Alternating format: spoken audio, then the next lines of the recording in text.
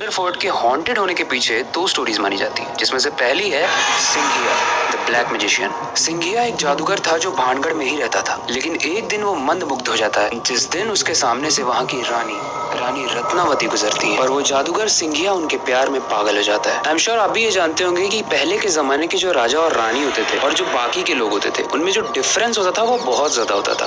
आप उन्हें छूना क्या, उनसे मिल भी नहीं सकते थे, क्योंकि तांत्रिक सिंघिया के पास कोई और तरीका नहीं था रत्नावती से मिलने का। तो सिंघिया ने अपने ही तरीके को यूज किया, जिसे ब्लैक मैजिक कहते हैं। अब ध्यान से सुनना। राजकुमारी का एक दास था जिसके ऊपर सिंघिया जो तांत्रिक था उसका एक एहसान था, और एहसान का मतलब है तुम्हें कुछ न कुछ तो करना ही पड़ेगा। तो बदले में सिंघिया ने एक फेवर मांगा उस दास से। उसने दास से कहा कि राजकुमारी एक तेल लगाती है, उस तेल के खत्म होते ही वो डब्बा मेरे पास लाओ। मैं आपको बता दूं कि तांत्रिक का प्लान ये था कि उस डब्बे को लेकर उसके अंदर ब्लैक मैजिक किया जाए, ताकि जैसे ही रानी उसके अंदर से तेल अपनी त्वचा पर लगाएं, वो हिप्नोटाइज हो जाए और इस तांत्रिक के प्यार में पागल होकर वो तांत्रिक से मिलने आए। लेकिन here is the catch, situation एकदम उल्टी हो जाती है। रानी का वो दास जिसने बोतल दी थी वो अपनी गलती रानी के सामने मान लेता है और सारी की सारी सच्चाई बता देता है। रानी को पता चलता ही वो इस बोतल को बाहर फेंक देती है, और गाइस ऐसा माना जाता है कि वो बोतल जाकर पत्थर से टकराता है और वो पत्थर रोल करते हुए उस तांत्रिक को जाकर लगता है। वो तांत्रिक वहाँ